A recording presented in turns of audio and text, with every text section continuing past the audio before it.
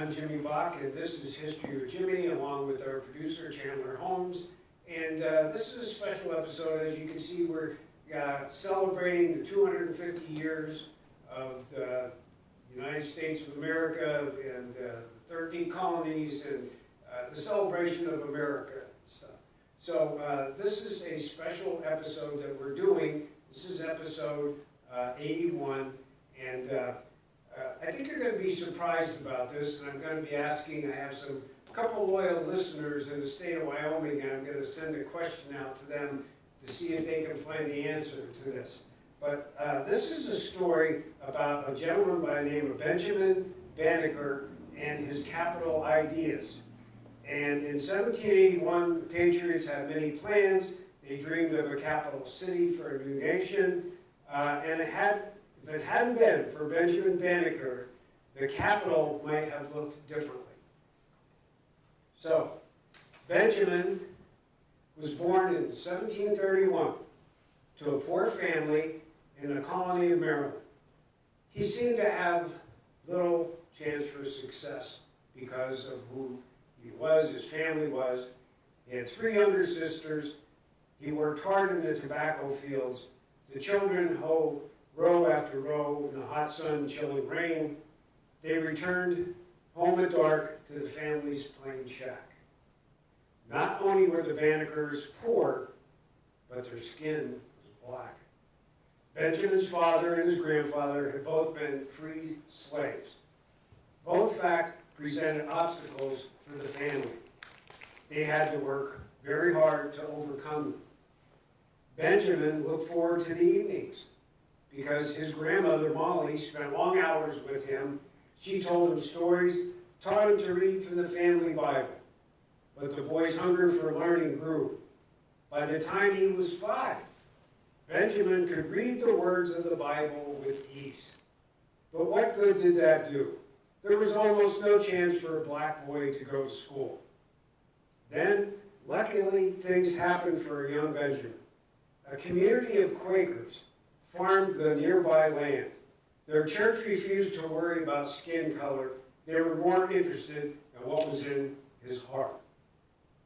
The friendly Quakers wanted the bright lad in their new school.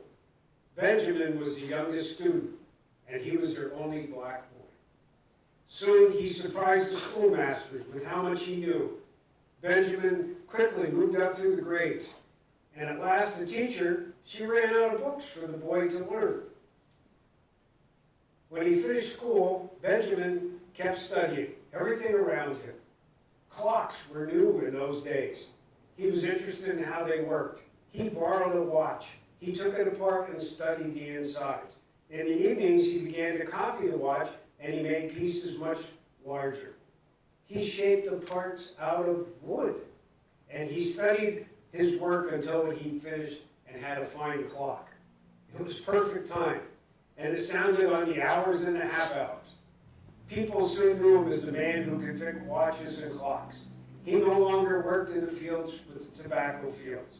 And one day, George Ellicott gave Benjamin a simple telescope. George no longer wanted it. There were 3 books with it, and they were filled with pictures of the stars. Ellicott promised to stop by and explain these things to his friend, but Benjamin was in a hurry to learn. For weeks, he read the books by day. He studied the heavens by night. Benjamin often went to Ellicott's store to meet with his neighbors. These men wanted to know the weather, so they knew how they could plan to handle the crops that they planted. They wanted an up-to-date book about this. So Benjamin, he went out and wrote one. This type of clock is called an almanac. Some famous men of science read the book. It was the best almanac that they had ever seen. But Benjamin's biggest adventure still lay ahead. So to my loyal followers out in Wyoming, Virginia, Anna, Sadie, and Jack, what type of almanac do you think he wrote? Was it a simple one like this? Or maybe it was a home almanac, like the ones the Mountain Echo made. Or perhaps it was one like the 1921 Swamp maps, it was one that we have many of these. It was called Uncle Sam's Almanac, and this is from 1872. We actually have a bunch of these. They're very rare, and we have them here at the museum. See if you can find out the answer to that.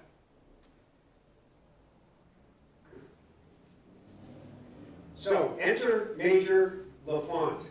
Now, Congress, well, let's put it this way.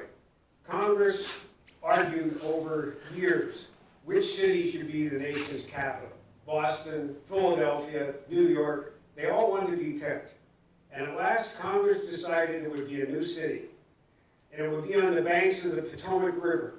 The states of Maryland and Virginia agreed to give up land. The city would not be in any one state. It would be called Washington, D.C. The man chosen to draw up these new plans was French. His name was Major Pierre Charles LaFont. He was very smart, but he didn't get along with everybody. He wanted everybody to do things his way, and he ran into trouble from the start. He could not work with the American leaders. Major Elliott Ellicott was George Ellicott's brother. He was appointed to be the chief surveyor for the new capital, and it was his job to measure the land. He began to choose people to help him, and he thought of his old family friend, Benjamin Banneker. At 60, Banneker was slowing down. That was actually quite old in those days, but he was pleased to be asked. Yes, he said he would help with this important job. LaFont went ahead with his drawings, but he often argued with the Americans in charge. His plan for Washington showed city blocks laid out like a checkerboard. Wide avenues were across the street. At the center would be a Capitol building on a hill. Mud and hot water made the work go slowly. LaFont became more difficult to work with. He shouted at the men. No one could see his plans.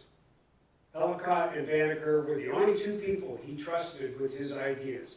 He showed them the streets for the alphabet that would run east and west. Streets were numbered, went north and south. While the work was being done, LaFont's map was a secret.